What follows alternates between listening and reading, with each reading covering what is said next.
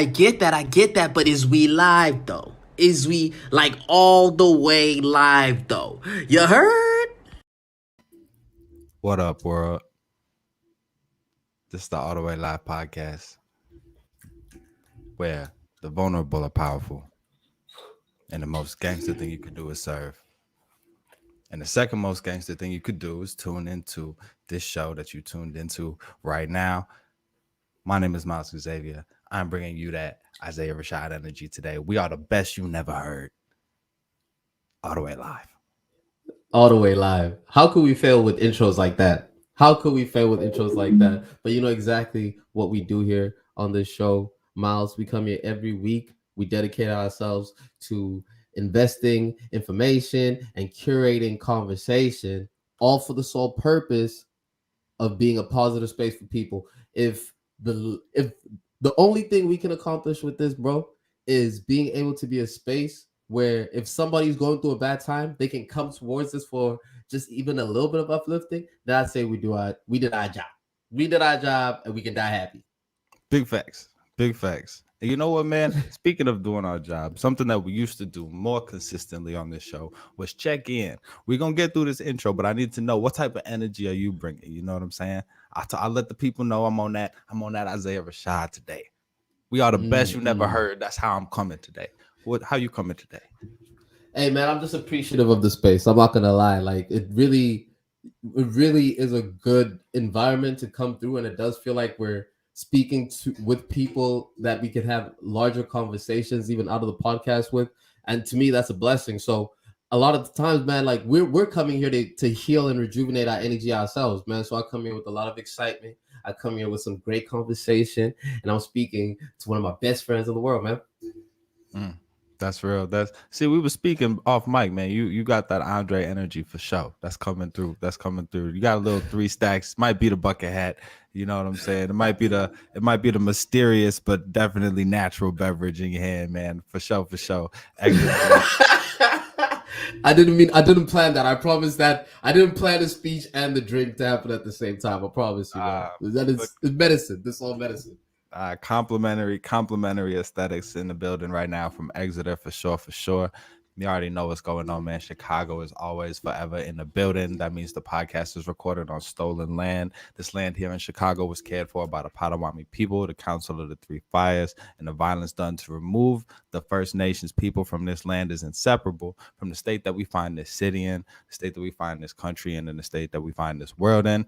All of those states are things we discuss on this show. I'm in a state of extreme gratitude to be here with y'all, to be here with my brother. Let's get into it. Thank you, sir. And always, we got to big ups to everybody that is joining us, that is watching this. We're doing this live. You know what I'm saying?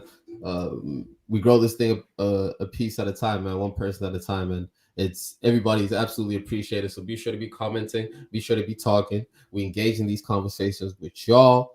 I believe with that, Miles, we can get right into the show.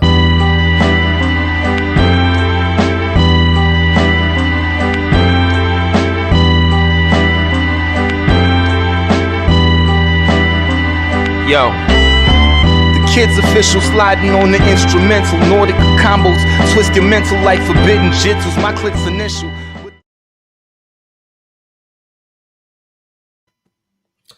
Now, Brother Miles, you know one of our favorite topics over here is hip hop, right? We love hip hop over here at the Live House, you know.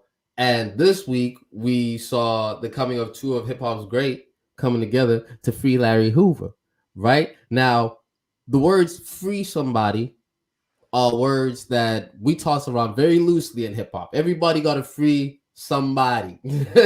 Those are new words in hip hop.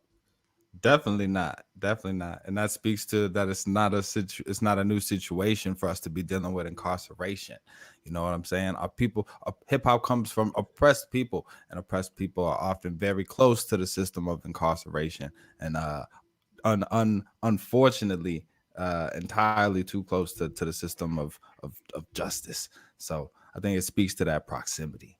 You know what I mean? Yeah. But like for the international people like myself who might not particularly be well versed with American, especially because Larry Hoover's Chicago, right? Yeah, but I was about to say, from me as a you know, I thought you were about to say that as a South African, y'all were not well versed in having the movement to free anybody. I would say that you're overlooking some key political figures in that. Like Words who? of Nelson Mandela. Name one. Name a single one. But no, speak to that. Speak to that. That's for sure for you to speak on. South Africa is forever in the building on this show. So speak on that. Actually, it was more so towards as just an outsider who doesn't know who Larry Hoover is, but because Chicago is second home, I understand that Larry Hoover is from Chicago, and that's like the narrative that Kanye has been making aware of. So like, in honesty, like, who is Larry Hoover even, and why is this movement even? Why is this something that would warrant such a stand between two of hip hop's big, advocating for this man to get out, outside of injustice? Yeah. So Larry Hoover is known as one of the key leaders of the Black Gangster Disciples, right? One of the gangs that was formed in Chicago in the early, I feel like the late 60s, early 70s, maybe even earlier than that, right? And the important context that should overhang this whole conversation is that, man, is that some ugly merch? Damn, no, that's the overarching thing about this conversation is how ugly the merch is. But the way that, and shout out to the YouTube audience that is enjoying the beautiful visuals as orchestrated by my boys Way here in the building. We got the merch up, and it's not to my taste, but what I really meant to say was that something that should be understood, like in the background of this whole conversation, is that in that time when Larry Hoover's initial gang affiliation is reported to have happened, right? Is alleged to have happened. So we're talking about a different time where gangs like the Gangster Disciples, the Black P Stones, were much more organized, much more structured, and contributed to the community in ways that are much closer to groups like the Black Panthers, like the Brown Berets, like these other organizations that we know to have participated in youth programs and stuff like that. When gangs stood at their most organized and most impactful in the community, there for sure is violence and drugs to address. But important context is that there was also a lot more. It was a different community sentiment because of what was given back to the community in the midst of that. So the original idea of what gangs were for was community centered and impact led, right? So in the case of Larry Hoover, in part of his conviction, he's serving 6 life sentences, right? Sentenced to an onerous amount of years. I think it's like 100 years even, right? But the question is, under the premise that he hired somebody to kill, and was also a figurehead for a notorious crime syndicate. So, I understand. I understand the fact that the system of jail is broken, and because of that, we're always all working against the whole system. But then, in the case like this, what still makes us a point of concern, I guess, outside of personal interest? Well, I guess when you speak to the personal interests of enough people, you're speaking to community interests, right? And so that's the part of it, as you really, like, you summed it up really perfectly, right? Gangs were initially created as a mechanism to achieve stability, safety, and justice in communities that were not granted those things by the overarching white infrastructure, right? Now, in order to finance and fund those gangs, different organizations turn to different means. But what was overwhelmingly true was that the leaders that emerged as a part of these organizations were heavily surveilled and heavily cracked down on, right? We saw that with Fred Hampton, who's the leader of the Black Panthers. We saw that with Jeff Fort, who's the leader of the Black P Stone Rangers. And we see that with Larry Hoover. And so when you speak to something we've said also before on this podcast, is that when a young Black man starts to get some money, a lot of people eat. And when you speak to the movement, the massive movement and its entrenchment in hip hop, is that it's that ringing true. It's the complexity of this person started an organization that has since become to be notorious, as you've said, in the space of crime, but also the fact that there are so many people saying free Larry Hoover, the fact that there's this narrative and there's this fact that there's this community understanding that he was a valuable member of the community as an organizer, as somebody who could bring people together, and understanding that his messaging has changed. How much you buy into that, how much you believe that, how much you think that's just him wanting to get out of jail, his more recent statements denouncing violence and really emphasizing education, right? But I think there's a community of people that see him as somebody who was valuable to the space, right? And there's also a conversation to be had about the fractured nature, the uncontrolled, the unorganized nature of gangs as they exist today in Chicago, right? It's not really one set of BDs and GDs. It's a million block by block gangs that are completely unorganized. So what does it mean to bring somebody who might have some credibility in space and to who's talking about organizing education is the argument, I think, that you're asking for. Yeah, no, you're a big Chicago supporter and a supporter of Chicago community work. Did you see the Free Hoover show that Kanye and Drake put on, and would you go? No, I wouldn't go to. I'm still too scared of the vid. But I would say that, and I didn't see it. I thought about it. Was cool. It was cool, man. Oh, it was very cool. Dope. I'm glad you saw it. And you can speak a little bit more to it. But yeah, as somebody who is involved in violence prevention work, right, here in Chicago, there were some things about it that I was kind of like, and not the least of which was Larry Hoover, right? His affiliation and the concert being centered around him wouldn't have made me shy away from it if I felt like it was being done in a way that really could promote action and progress. But it felt more like, well, tell me about what it was. Tell me about what you saw. I mean, from just a basic view, right? It's Kanye putting on a show, and Kanye, obviously, it was a Kanye-based show that was featuring Drake, and that's how it was even sold as. It was a Kanye West show featuring Drake, and they at the Coliseum in LA, which is a open door, outside type of venue, right? Outside type of stadium. And Kanye is just a masterful creator of space and design and texture and audio. He's dope with it. He's dope with it. So the stage was essentially a white mountain type thing, like a small white hill in the middle of this whole thing. A lot of smoke around. It was really dope, and we'll pull up some images from it. From that perspective, it was cool. It's cool to see two artists working together like that. I think hip hop needs more unity, definitely. So seeing your Drake and Kanye on the same stage for a cause around prison of jail reform to a certain extent, I gotta be with that. And that's the type of unity that we try to that we keep saying hip hop needs more of. So shout out to these men, regardless of how petty what it is that they did, to however petty it was. At the end of the day, they pieced it up like men for a purpose bigger than themselves, and for that I gotta big up. So this was Kanye's first show in 5 years, they say, and it was dope, man. You know how Ye does it. Ye did the first half. Drake comes on in the second half.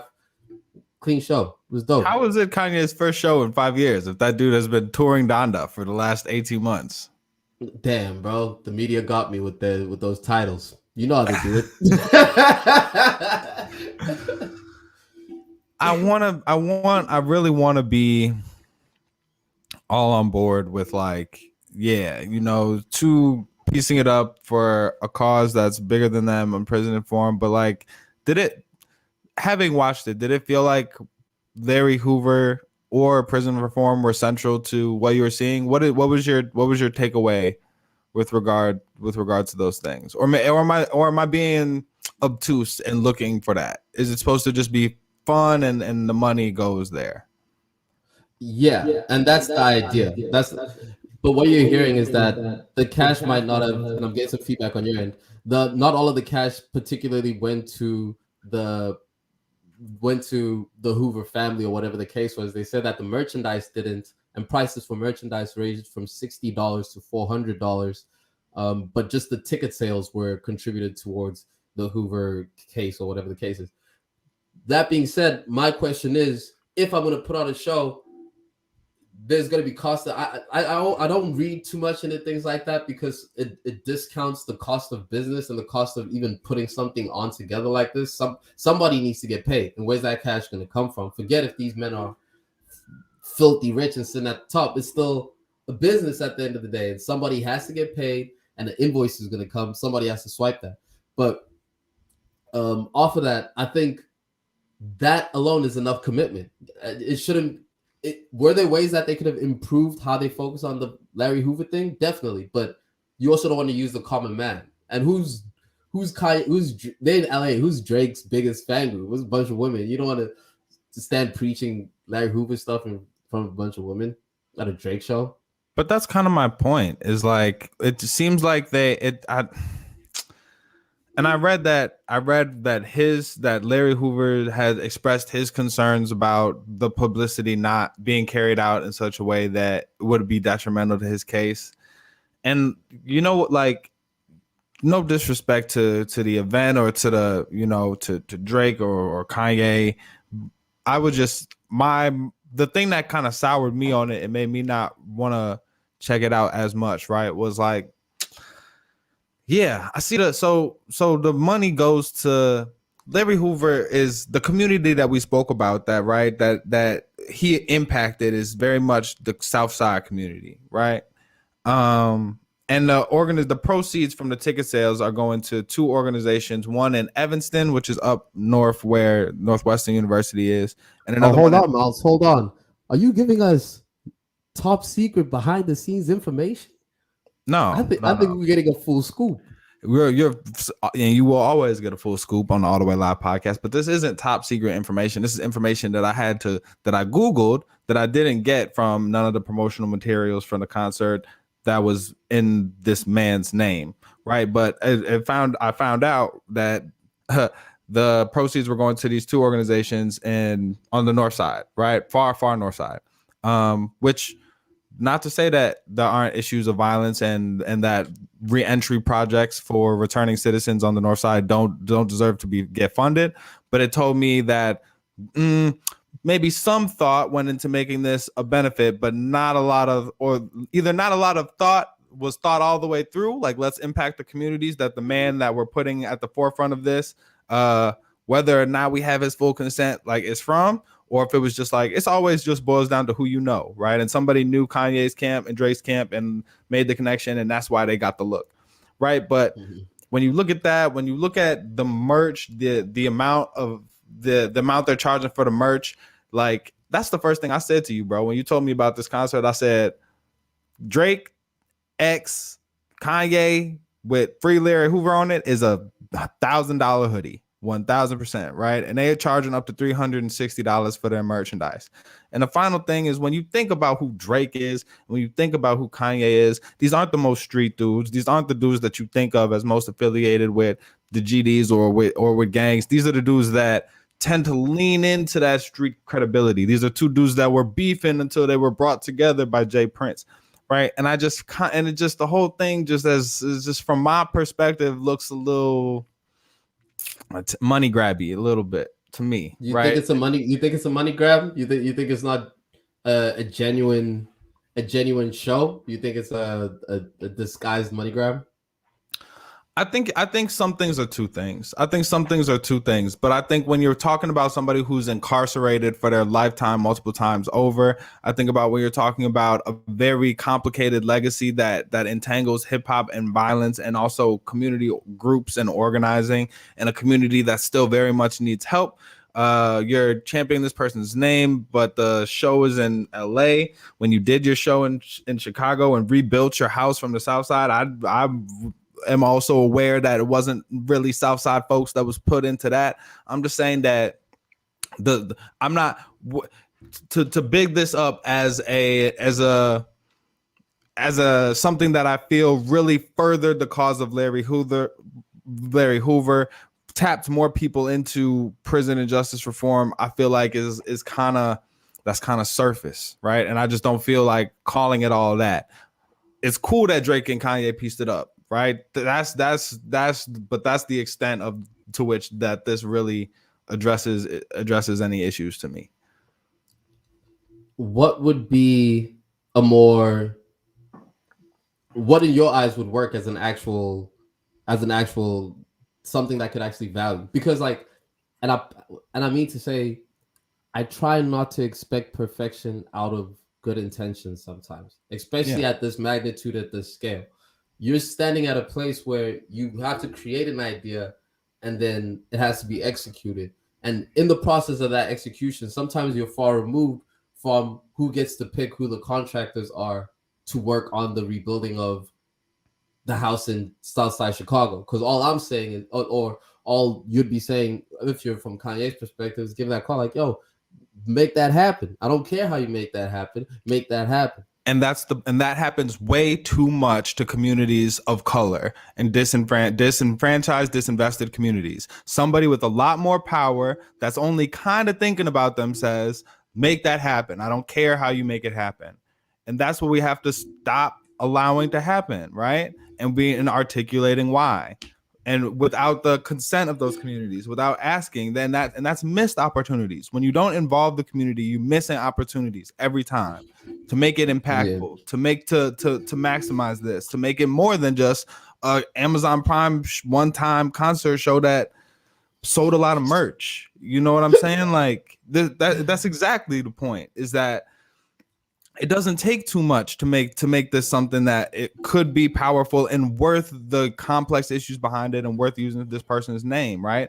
Make sure that those facts that I just was giving you are front and center, right? Like make sure that everybody who attends the show, thought about buying tickets, thought about buying merch, leaves there with the understanding that this person's life is forefront, and like the fact that this person is on trial, that we're contesting is that this person has been locked up for over 50 years after being locked up at a time when Black leaders were being specifically targeted by operations like COINTELPRO, it deserves another look. That's what should be at the forefront. And I don't feel like that it was, right?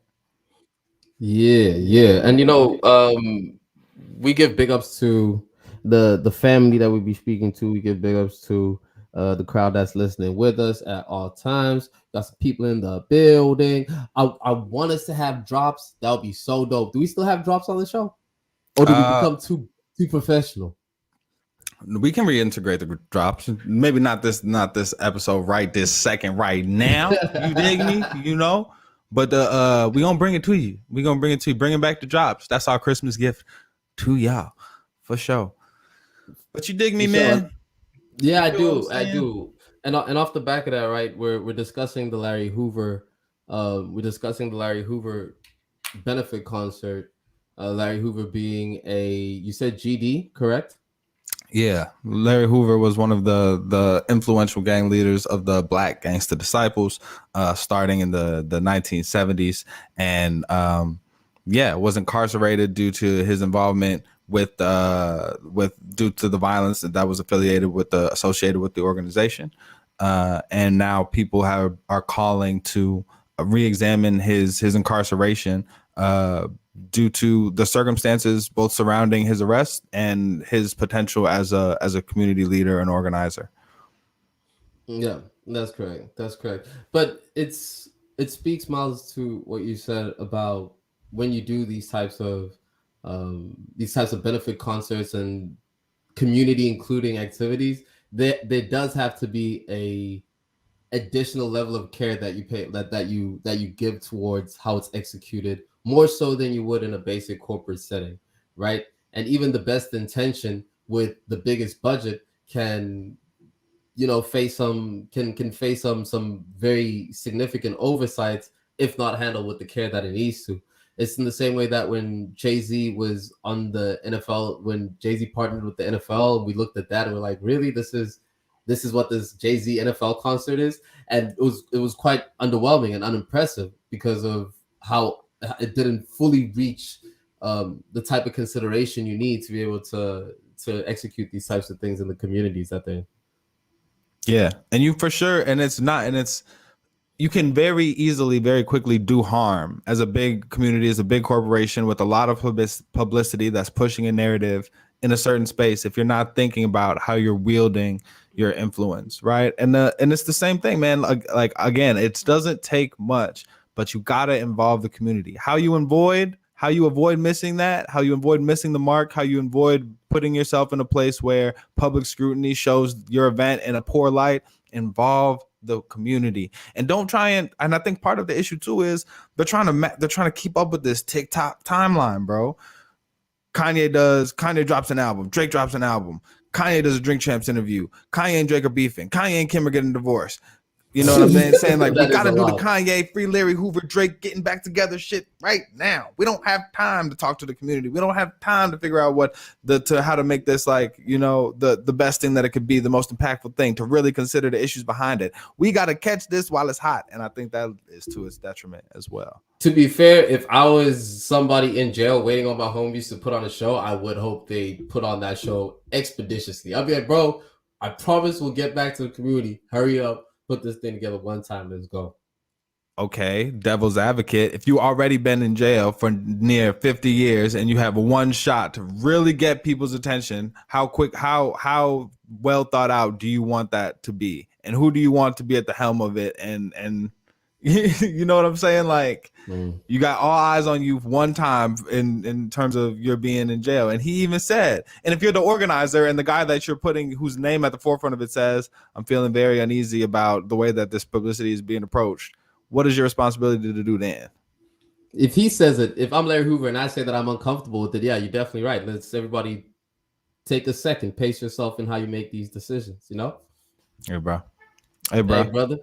I feel like we done give these people some hot content. Let's carry on with the show.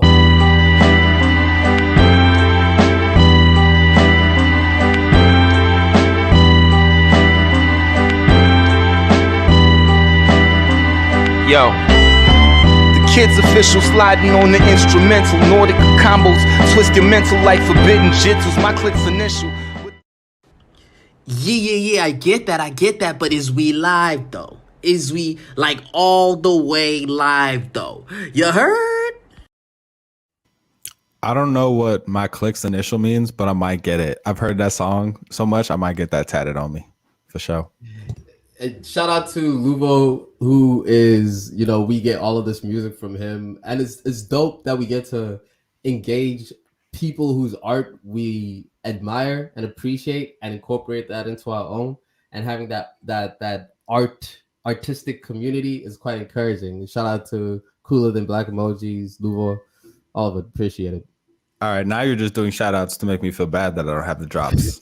I see what you're doing. Go ahead, get your shout outs off, bro. Big up the youth, they're massive if you want to. Oh yeah, Pookie, Ray, all the people from the 06, you know what's going on. All the people, all my people in the real verse and the metaverse, man. So do you see how there was a couple that got married over the weekend on the metaverse? You told me this, and I thought about looking deeper into it, but I felt like I kind of get the gist. I don't know what facts they were going to have for me that was about this. Let me ask you, since I was too lazy to do the reading, is this a legal marriage? So it happened. It coincided with a real marriage, right? So we actually have an article over here from the New York Times. Cool. Tracy and Dave Gannon met in the cloud, so it only made sense that their wedding took place on Labor Day weekend. The couple, or rather digital avatars, held a ceremony staged by Verbala, a company that builds virtual environments for work, learning, and events. Avatar walked down the aisle.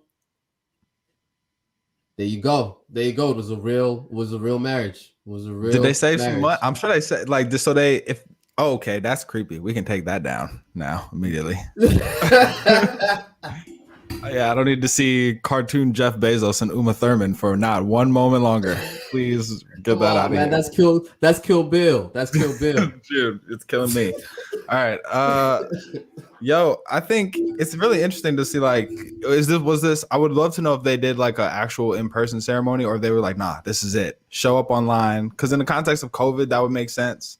You know what I mean? In the context of saving money, that would make sense. You could have a virtual open bar for days. Yeah, drink up. Cheers. We toasting every 2 minutes. You know what I'm saying?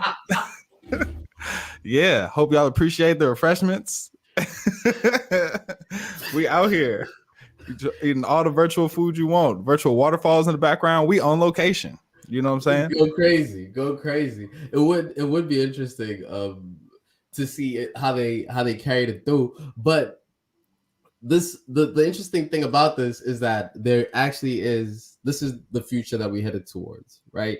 And everybody around this whole topic has been talking about the similarity that metaverse announcement has with obviously the Black Mirror episode. Life is looking really Black Mirror-ish, man. We turned that 2020 corner, and yeah, we in it for sure. We in it for sure. The future. So yeah, let me check your temperature on this. Like, what is, when you think of the metaverse, when you think of, like, once we get, let's jump over a couple of the immediate technological hurdles, right? Let's say that a decent amount of people are able to afford this VR headset, right? How do you feel about people starting to live their life and immersed in this virtual reality?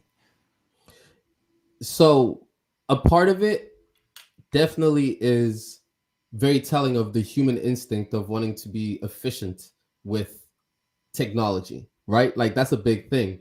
If you look at how we utilize this particular tool in our hand right now, holding a phone, my one hand is completely usable because I'm holding this technology, but this technology, while I'm using it, allows me to have an even higher technically standing brain capacity. I'm aware of all my directions, all my information, whatever the case is, but our access to it is still inefficient. So if you're up on scholars like Yuval Noah, right, talking in Sapiens about the process of how we improve our tools, especially those built around communication. And the same thing happens too if you're reading, like, let's say you're Richard Dawkins, who talks about the selfish gene and how our innate drive as a society is to become more efficient, right? We want to become more efficient in the tools that we use, especially those that are based around community. Again, that's what's happening here. So when you see things like Neuralink coming through, it only really is speaking to the fact that this technology here is the biggest changer that we've seen. It's a technological revolution, and it's now inefficient, but we need now to get it into our systems to some extent so we can live in it, as opposed to have to use our hands to be on it. Wow, you sound like you're all in. You sound like you are ready to replace your hand with your iPhone and become a cyborg. Like, you ready.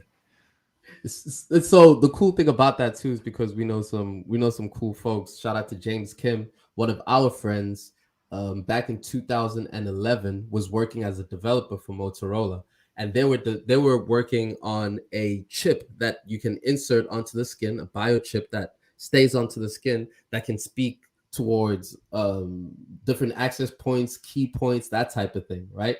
that's real, and they were developing it before. Shout out the comments.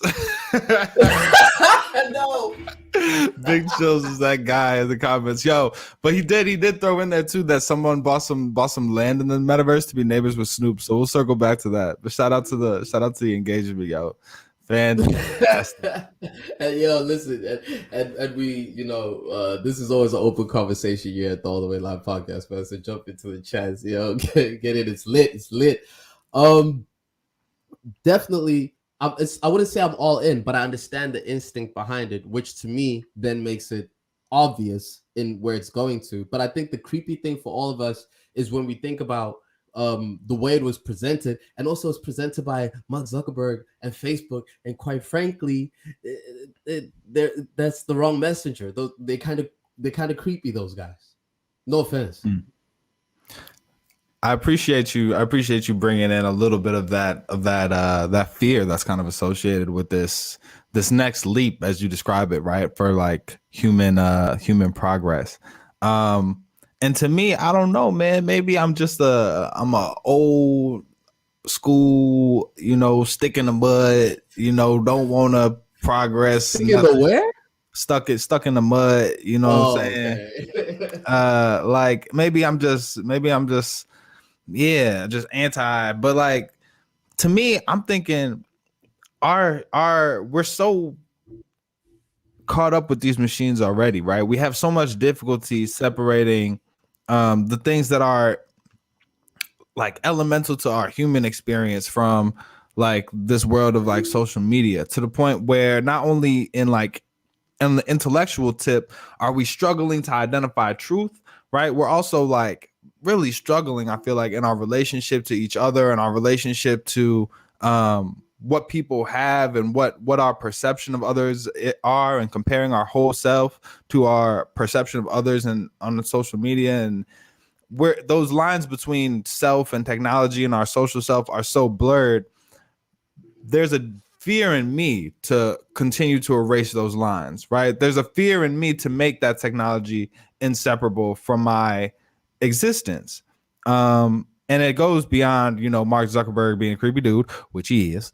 But it's this thought that how often will I engage with, and how difficult does it become to convince people to care about things like global warming, climate change, when now I'm simulating fresh air, I'm simulating time outside, observing nature, I'm simulating, human interaction even, right?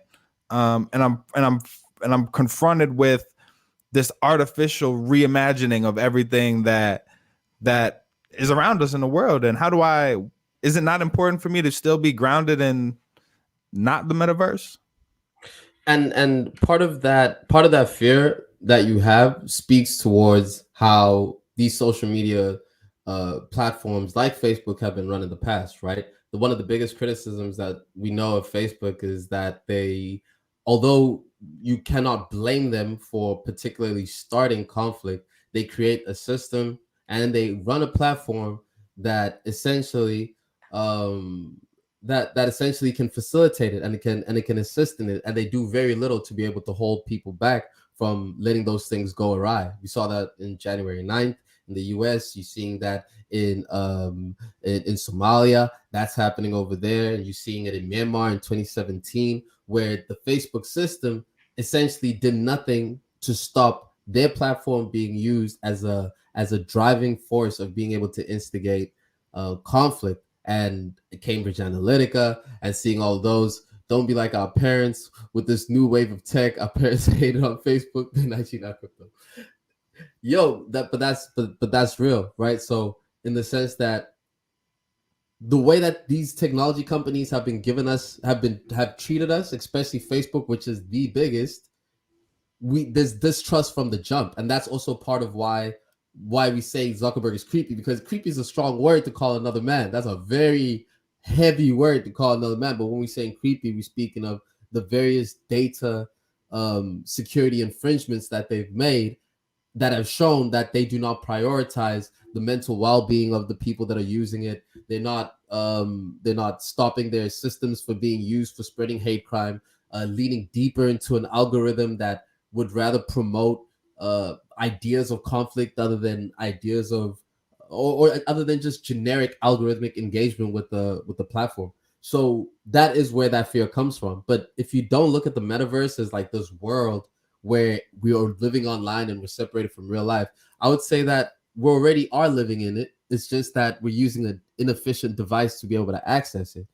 Have you used Google Street View on your phone? Of course.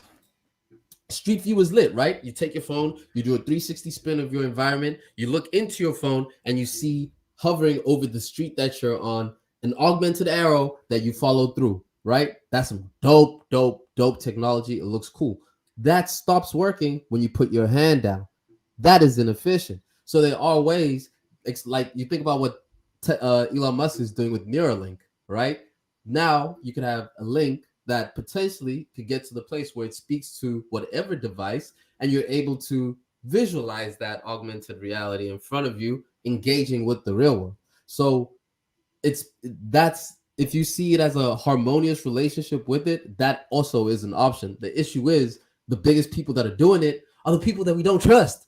Leave my data alone, Facebook. I think you very well said. Especially yeah, the comments are going crazy, yo. I love it. The littest comment session in podcasting for sure. And I like that title. We're gonna claim that title. I like that title. Yeah, and Big Chill's got that on his shoulders too. But I think it's so like I think your point about why we don't trust them, right? There's so much about these corporations that has displayed that they will prioritize the collection of data and the opportunity for profit over what's good for people, right? We were on this podcast a couple weeks ago talking about Instagram being very aware that its algorithm and that the way that it operates is detrimental to teenage girls and continuing to rock, right? So I think we're in a space where you're right. I don't want to hand over anything that's essential to my daily functioning in life to these corporations that I don't trust, right? And I think part of me is still scared to lose. I'm 100% being our parents, right? In this valuing skills that I see as potentially like being lost, right? I know that my reliance upon my GPS has made it more. I have to be more intentional about mapping out my city in my head, right? And not just relying on the fact that I can go from A to B with my GPS. Right. And what is that? And so something as simple as that, right? Like something as simple as if my phone's dead and I don't know where a cab stand is. How can I go anywhere? Right. But, Miles, it's important here that I do also add the caveat that you also are the same type of person that streams a song and downloads songs. So you have a physical hard drive of all the music that you have. So that's just who you are. So if we are, say, for instance, in an apocalypse movie of the metaverse, you're the dude that never signed on because you are living out in the dust somewhere. No, not dust, but you know what I'm saying. All right.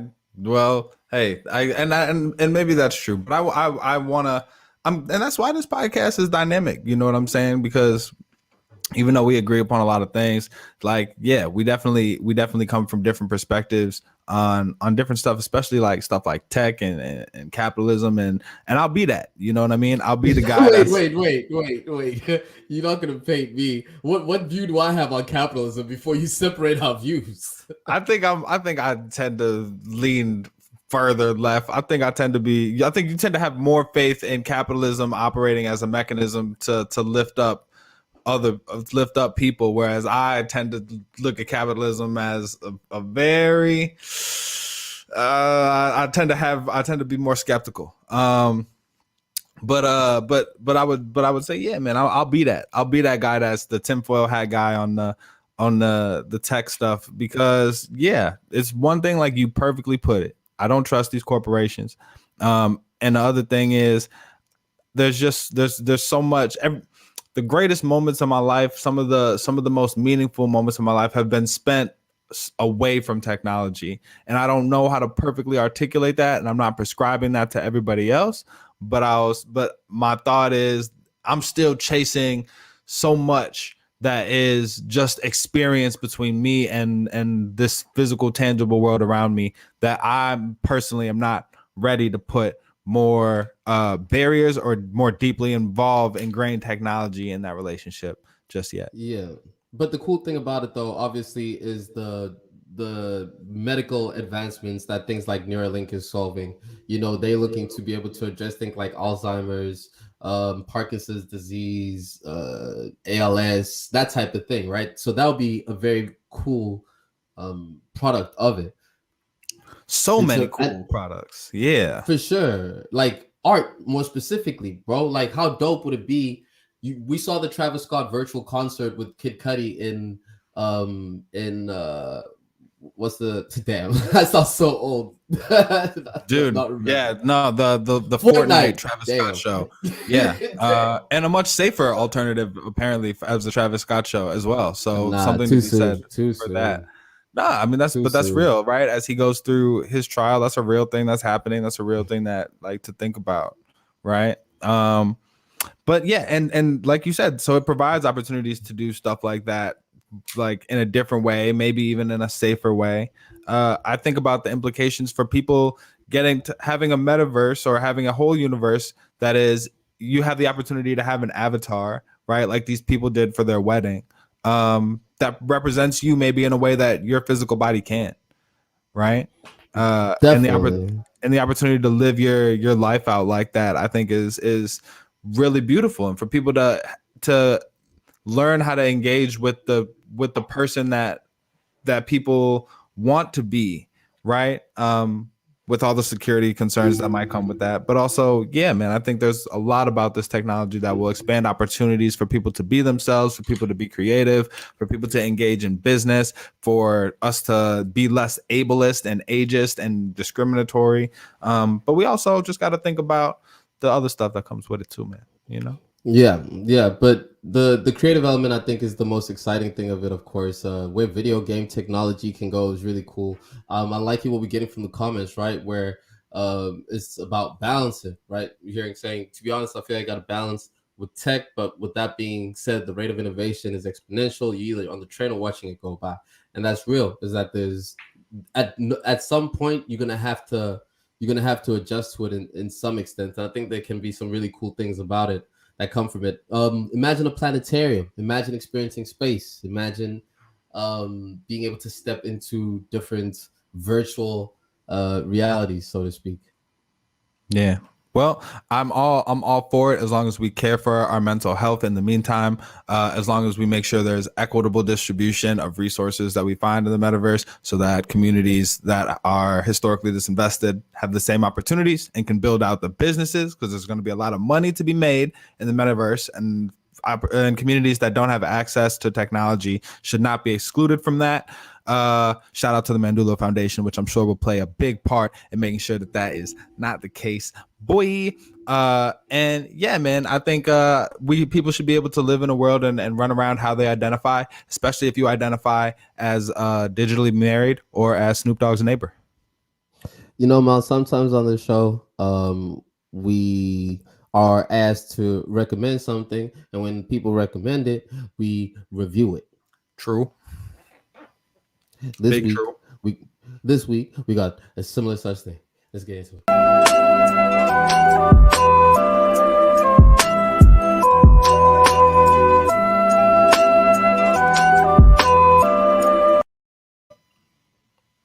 I love that. I just noticed that there's just an image from Paid in Full in the recommended and review thing. I love that. Yeah, it's beautiful. Yeah, dude. If you really pay attention to what those images are, they're very stereotypical, dude. They're right on the nose with what they're supposed to be. But that's perfect. Paid in Full is my favorite movie, so it's only right that it should be in the segment that leads into when we review music and movies. Man, King Richard, starring Will Smith, Body. Yeah. Hey, I think, bro, and we came up on the right time of Will Smith because we were the Fresh Prince generation. Or Fresh Prince. We were the last tail of the Fresh Prince generation. Let me say. Yeah, we were the generation that didn't so much watch it live week to week, but we got the reruns heavy, right? Big rotation of Fresh Prince always in my household, right? It was Fresh Prince and Martin was always was a staple when I could get the TV on. For sure. And we talking Cousin Skeeter days. We talking we're going all the way back when we talking Fresh Prince days off of Nickelodeon. Yo, so let me ask you a black ass question. When how much TV were you allowed to watch during the week? My mother was a teacher, bro. I didn't get that type of luxury, to be honest. Over the week, not much, but also don't forget I spent a lot of time in boarding school, so that takes away all that TV element of it. But it sounds to me like you were on a tight strict. Parents ran a tight ship. How much TV were you allowed? Ran over a tight ship. I was not allowed to watch. I was not allowed to have the TV on Monday, Tuesday, Wednesday, or Thursday after school. Wait, Monday, Tuesday, or Thursday? He's like, that is many of the days of the week, my guy. Yeah. I was gonna say, why did they just say all week? What day did they give you? Yeah, that's what it was. So on weekdays, on school nights, essentially, I wasn't allowed to watch TV, minus Sunday, which is technically a school night, but I was allowed to watch. And I spent many a night watching Nick at Night, Fresh Prince, for show. You know what I'm saying? Damn, Miles. Yeah, I really glowed up when I had a TV in my room with my own remote. Oh, bro, it was. Oh man, we're going in. One day on the podcast, we'll tell the story of how I campaigned for 2 years to get a TV in my room and got it taken out 4 days after I got it put in my room. Set up my Nintendo, got taken away on punishment. Never got a TV in my room again. Yeah. So any odd time I got to watch The Fresh Prince in an enjoyable, comfortable setting was very meaningful to me, and that did for sure kick off my appreciation of Will Smith. Both Fresh Prince as the show and Fresh Prince as the rapper. Man, I remember some of the of course the theme song, but Parents Just Don't Understand, Nightmare on My Street. Some of those early Fresh Prince, Jazzy Jeff Jones was my introduction to hip hop as well. There's big Will Smith appreciation over here. Bro, you know what I think? You know what I think hip hop does? And I'll say hip hop because Will Smith is part of hip hop culture. What hip hop does too much is we make it cool to hate on somebody as a default response to their thing. We're very quick to be like, oh, he washed up, he made trash movies, which is some of the critique that we were hearing about Will Smith, right? Oh, he doing all of this stuff, all this new stuff that he's doing with blogging and be the dad on TikTok, like all of that, right? Like I get that, but this man is a legend, a living legend, right? This dude, Will Smith, is that guy, dog. Before Jamie Foxx was that guy. Will Smith was that guy. Will Smith, since Denzel, Will Smith has been that guy. Touching on I'm Robot, I Legend, this dude named 2 movies. Ran out of gas. Woo!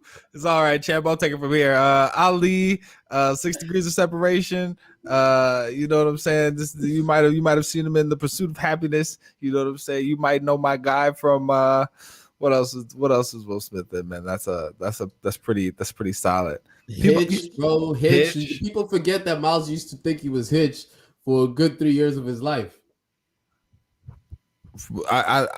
So I'm gonna give you a moment to elaborate upon the accuracy of that statement. Was I not nice with the assists? I was speaking more so towards the fact that the lady he was speaking to was Latina, but sure, bro. That's all right, fine. That's fair. I did spend a lot of time chasing Eva Mendez's. That's accurate. I'll take that. I guess it's me if you look at it through that lens. Yeah. If you look at it through that lens, for sure. But I was nice. I was Chris Paul out here, baby. See, we're gonna have a reminiscent episode. We got one day recommended and review is just gonna be us reminiscing about all of these little half stories that Zoe's bringing up, because you gotta tell the full thing. I was nice out here. You were benefited from my hitchness. You got hitched a couple times. Wait a minute. Are you saying that you hitched me? Are you saying that you were my hitch? Hey, bro. I'm saying for sure that there was definitely some Allegra Coles, and there was definitely some situations that was eased on into. You know what I'm saying? Are you going to deny that? What's happening here? This whole time I thought me and you came up in the game together, bro. You tell me you're my coach all of a sudden, bro. I thought we both made it out the game together. Nah, no cap. Real talk. Nah. I got my assist numbers are high in the rafters. No? Of course. That's but I like to think we're in the same rafters is all to say not to get distracted. We all wanted to be hitched because Will Smith is that cool. So to see him now assume this very particular type of role that our celebrated older male black actors get into, where they take these very dignified roles and they become who we look to in order to represent important figures. Denzel had that, right? Like when we go, okay, who's gonna who's going to represent Antoine Fisher? All right, cool. Let's get Denzel to come in and do that role, and we can trust it. Same thing now that we're going to see with Will Smith taking on this. And I think besides chasing the big Hollywood movie like Aladdin, you know what I'm saying? But like, it is what it is. That's the game. This type of role, I think, always leaves me with so much appreciation for the craft that this man does. And I think that's part of why the culture struggles so much with where to put Will Smith, right? Because the same guy who played Ali played Genie in Aladdin 2 years ago, right? It was blue for the entire movie. So I think there's not that actors shouldn't be able to spread out and have range and be able to do kids movies and do fun stuff. But I think Will Smith's catalog is so eclectic that there's definitely joints that are missable for somebody in there, right? And when you can so easily point to movies that, nah, not for me. Focus, maybe not for Focus me. was cool, bro. Focus was decent, cool. But I'm saying I could see how a lot of people could just be like, After Earth, not for me. You know what I'm saying? Concussion, not for me. And when there's so many when he's stretching his catalog to try and bring different types of movies, maybe they don't hit, you do leave yourself open to a lot more criticism and being written off, right? Yeah. I think hip hop struggles to allow people to age into something different, right? I think we want, in much the same way that Denzel is successful, because we can always look to him to bring a certain machismo, a certain gravity to a role. Will Smith, who's tried to do that and then leave that and be light, and then leave that and be a comedian, and then leave that and be in all these different spaces, be on TikTok. I think are we oversaturated? Do we have have we seen too many sides of Will Smith now?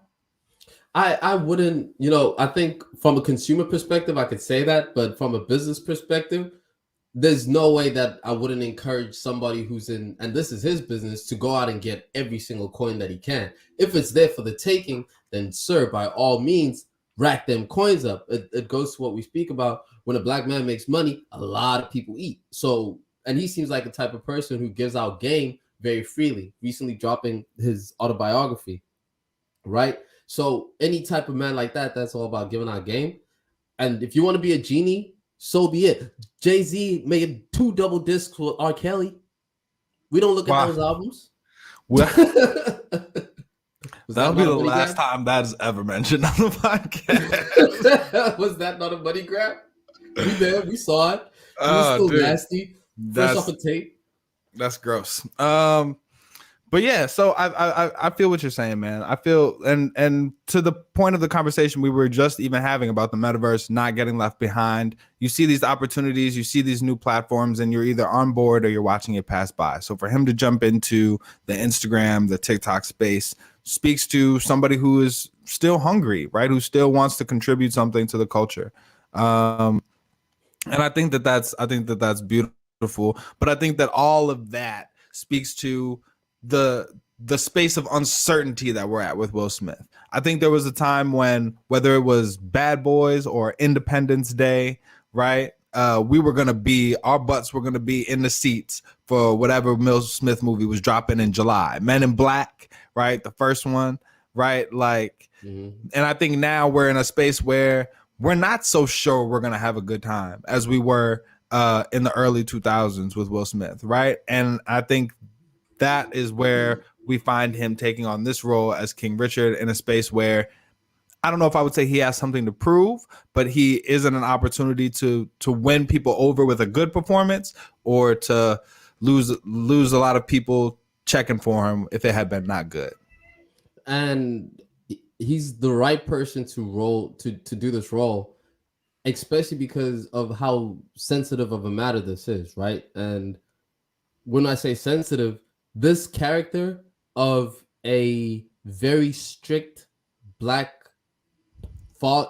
male, like, father and role model, in the drive for the success of their children, tends to go checked, no matter which iterance you see of it, right? You see the same thing. They said the same thing to Sean Porter's father after Sean Porter's father after the fight recently.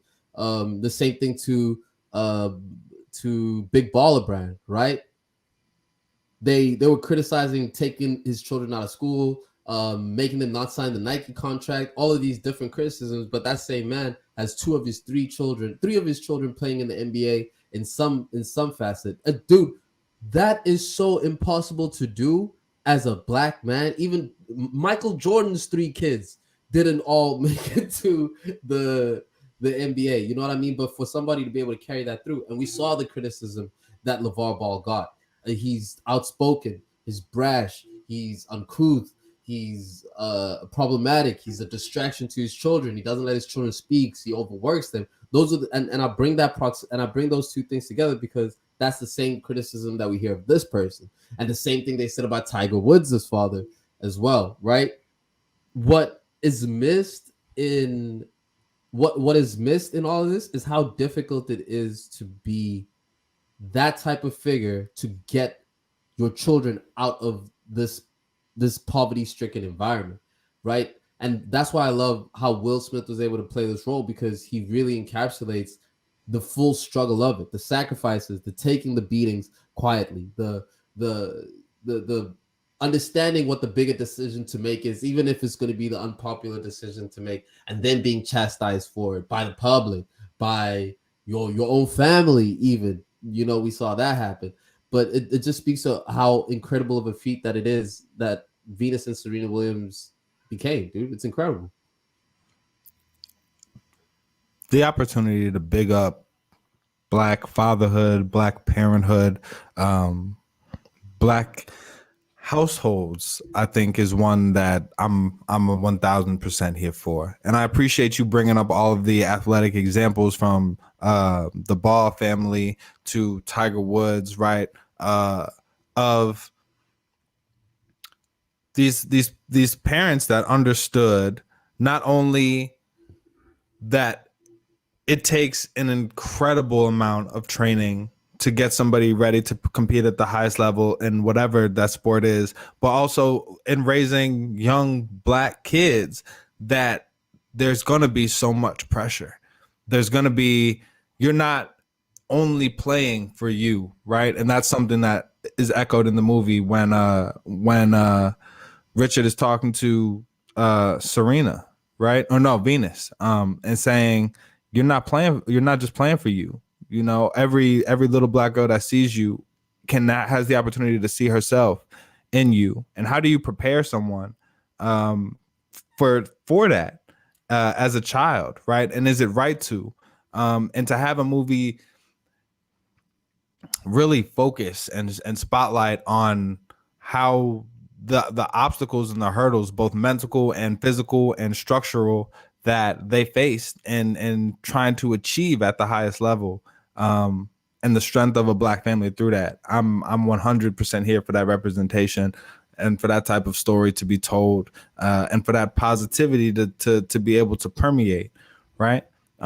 There's a lot more to talk about this story, the choice to focus on Richard rather than on Venus or Serena, or even his wife, right? But for what it is, I really appreciated that representation and what Will Smith brought to the role, the gravity, the emotionality, the care, the tenderness, right? To be able to see a Black father be tender on camera and for that to result in success, I think was important, bro. For sure. And in the midst of discussing all these pivotal movie moments, we are reminded by the chat that King Richard did throw up a fart in the meeting. Yeah. Word. And this movie, that I think that speaks to, like, this movie had a lot of moments that are just emblematic of things that Black people feel in the face of being told by whiteness, right? There's the frustration of having to defend yourself for doing the right thing, right? A la when DCFS is in his house and he has the girls spell civilization. You want to check on the kids? Let's check on the kids. The frustration of the effort, putting that effort in and still being questioned as a parent, and that validity. right? Yeah, cutting that fart in the meeting of just being like, this is all BS, and I have to sit through it because I want to achieve, and these are the spaces where decisions are made. But as a regular person, as a black person, I can see through this, right? When he comes and sits down at the table and he says, I want to appreciate all y'all for taking off y'all hoods before we got here, right? Yeah. There's so many moments Yeah. in this movie that are just emblematic of that. And that's some of the, and that ring true in that way.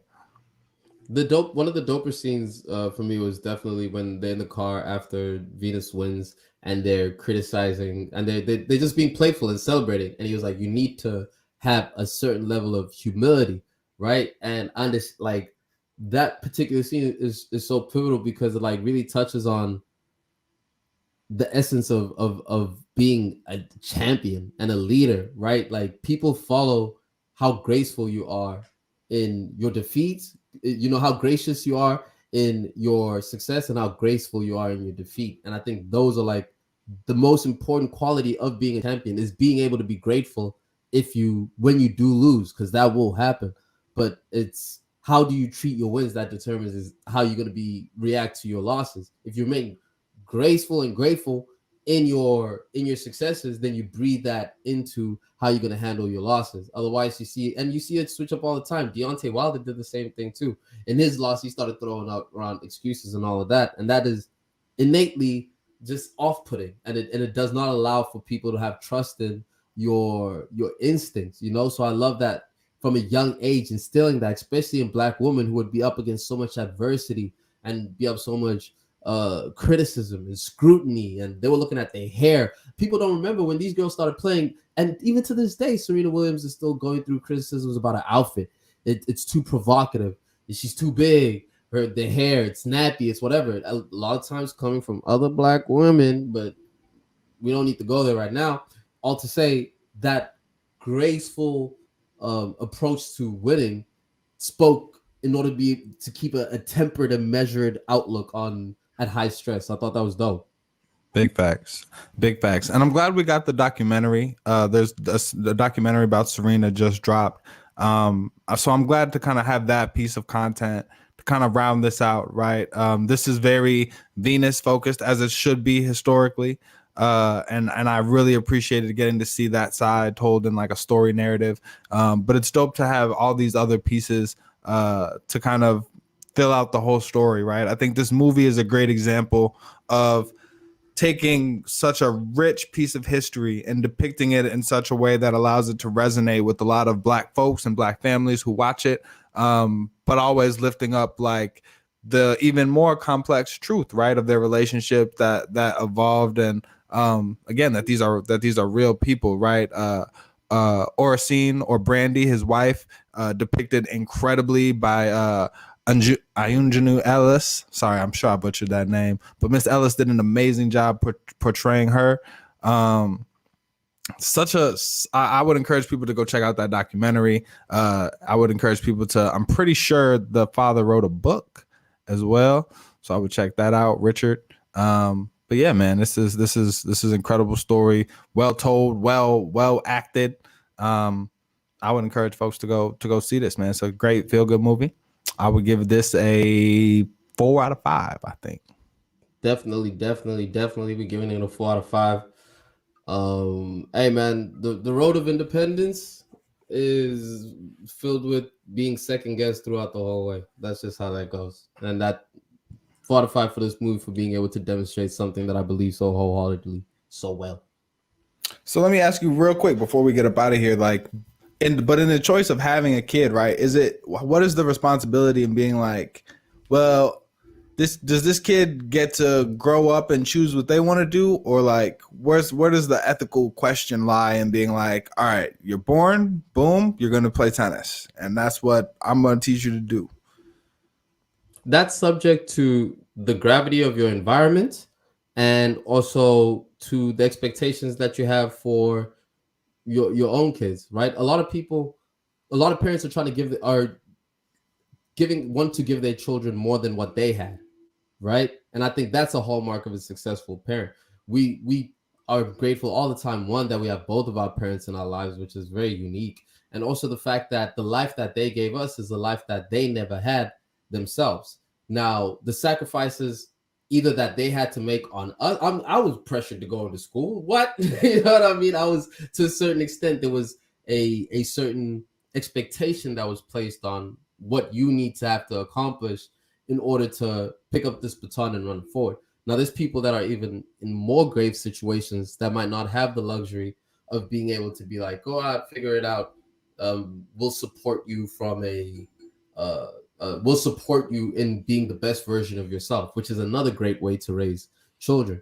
But if your environment is bad enough, I could definitely see how having a very tight leash is the only way to get people out of it. I can see that, where you have to predetermine someone's future for them up until a time where they can start making their own decisions, like we saw Venus do in the meeting, where he was like, listen, it's your deal. Do you want to sign it?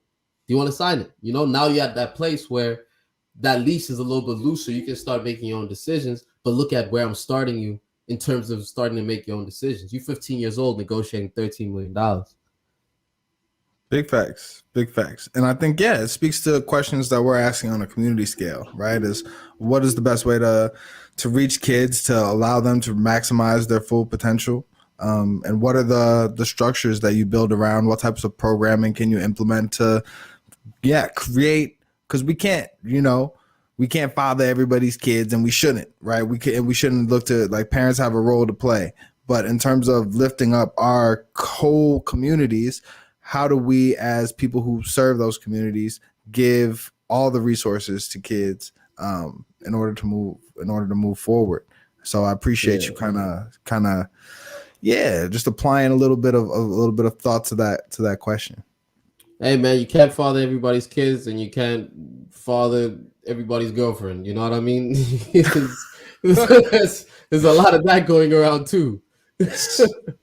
Wow. Yeah. I mean, yeah. There's a lot of that going around too. Right. You're in a relationship. You think you poppy? Nah, bro. You dad. You dad, bro. I don't know, dude. I see a lot of kids in my work that I wish I could connect to positive mentors. I don't have the same lens when it comes to people's girlfriends, but I think I won't. You're right. When you're right, you're right, I guess. No, but like on some real stuff though, right? In actuality, bro, we see this all the time. We say a lot of gangsters in Chicago, or a lot of these gangsters are just people that just miss too many hugs, or just misunderstood thugs, people that need a hug. You know what I'm saying?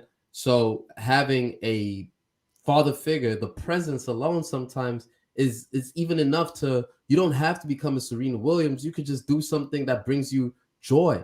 You can be able to give your family even a little bit more than what they had, the comfort of stable income, the access to new sides of the world and information and things to enjoy. You know what I mean? So that's the big thing, is that the dads are not in the house. The dads are not in the house, bro. So many people are growing up without knowing, having any relationship or solid relationship. Pop's done left. He doesn't care, doesn't check in. And that's the reality for so many people. And that there's no way you can speak about how bad what's happening in Chicago is, or how bad what's happening in the hoods that we're in is, without addressing the fact that, where's everybody's dad? Yeah, word. And there's a lot of layers to that, right? There's a layer of sexual and reproductive health, and education and access. There's a incarceration layer to that. How many people's dads are locked up, right? And again, it just speaks to that need for mentorship, that need to take whatever strategies we can to give kids the best chances. And I think a very personal and parental focused approach was depicted in this film. But how do we take as much of that that focus and that those protective factors that allowed those girls to grow up in Compton and be so successful, and how do we distribute that knowledge to the community? Because it takes a village. And how do we prepare the village to raise the kids up in it with that understanding that, you can't, that me and you and whoever feels like we're, and part of community work and community organizing, can't take responsibility for every other person. How do we build the capacity of the community to take responsibility for each other? Yeah, yeah. That is the big question. And a lot of the times, man, it does really come through with people who have an interest and a network, and they just bring the interest into communities where people might not have that, or take kids from those communities and expose them to your interests. It could be flying, it could be golf, it could be whatever it is. It's just a matter of being able to expose somebody to a reality that they can envision in themselves. And if you've motivated that person to want to go get it out themselves, then you've changed somebody's whole life like that, right? A lot of the times we're seeing that the trauma that these kids are facing is limiting what they can even see about what they can be. They don't know that you can, they don't know that you can build a life that you actually want. You can create your reality. You can envision a life for yourself and probably find a pathway to take it. Now, is it going to happen exactly how you want it to? Now that's life, right? Is accepting the fact that things probably might not go towards your plan, but you can land slightly under that, or you can land within that vicinity, or you can have some form of success in it. You might not be the best, but you could still enjoy some luxuries of growth within that, right? And if you can be content with that, that's joy. You've hit the sweet spot. But people don't have that vision to even look out. They don't even have that vision to see that for themselves, because they stunted by their trauma, poverty, crime, all of that. So imagine put yourself in a position where the community is something to be protected from, or not even, I don't even like that phrasing, where the community has elements that you need to prepare your kids for and maybe keep them away from, while still acknowledging the strengths of that same community, right? But would you, as Chills was thrown in the chat, would you devise a 20-year plan for your kids?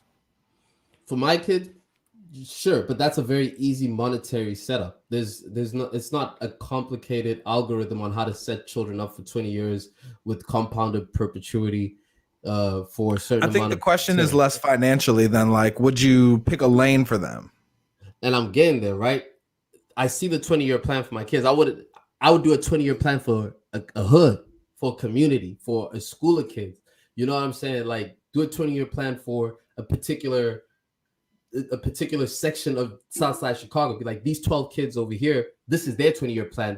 We're gonna invest in straight technology related things to these kids, and we're gonna give them the resources. We're gonna make sure that they go to the right schools, whatever, and let's see what happens then. That's a different thing than my kids. Give my kids a 20-year plan. Me personally, I'm not. I can create an infrastructure that can help support that. That's my contribution to it. But the world is your oyster. Go ahead and paint. All right, Captain Saberho, come on, man. We talk about these kids.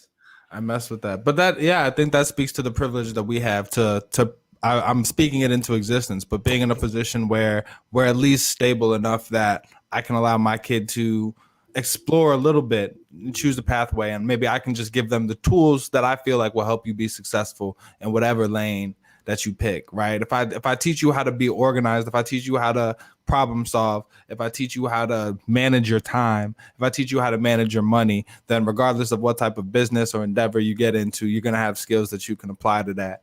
And another part of it is just being present, right? Again, speaking things into the future and existence, but I want to be present for my kids. My kids are tennis aficionados. They're killing it on the tennis court. I want to be there on the sideline, and maybe not in as high shorts as Richard had on, but you know what I'm saying? I'm going to be present. I'm going to be posted up, and support them. If they love rock them, if they build in battle robots, you know what I mean? I'm going to be battle robot dad, right? Whatever they want to do, being there and showing that support, I think means the world to kids.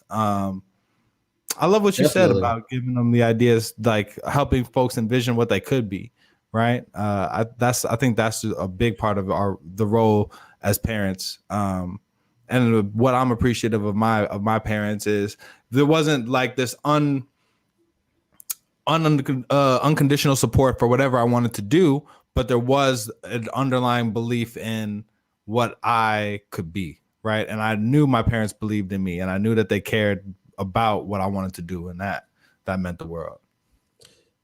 The greatest gift I would want to share with my children is the gift that that the universe has bestowed upon me, which is the fact that you literally can create the reality that you want. Like forget like the word manifestation is being used and whatever the case is. That's not necessarily what I'm talking about, but quite literally you can intentfully speak things out, and if you're willing to commit yourself to the process of it, it can literally happen. That is like the science of this world, and giving a child enough confidence to be able to do that based on something that makes them happy, that's it. Amen. That's what we all want. That's what we all want, is to be happy, is to be doing what we love and being happy. That's it. Well, I love talking to y'all, talking to you, hearing from Chills in the chat.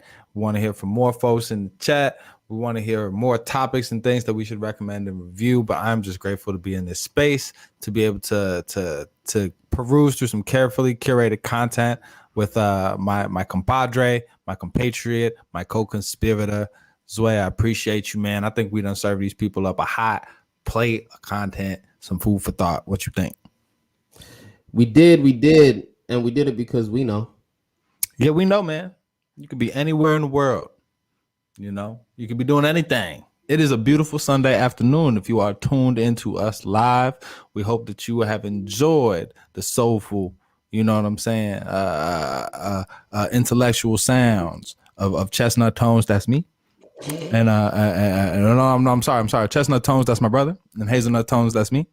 And this is the All the Way Live podcast. This is where we celebrate celebrating. This is where we celebrate life. This is where we celebrate how good it feels to be black. Don't it feel good, Zway?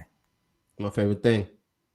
And we hope that it feels good to be you. Get in tune. New Rick Ross just dropped. Listen to that. We might be reviewing that next week. New Kevin Hart special. You know what I'm saying? There's some interesting content out there for y'all's craniums. But of course, as always, let us know what you want us to watch, check out, listen to, and talk about. We appreciate you. We hope that you eat something delicious, hug somebody you love, like that. Peace, water, we gone. Yeah, I get that, but is we live though? Is we like all the way live though? You heard?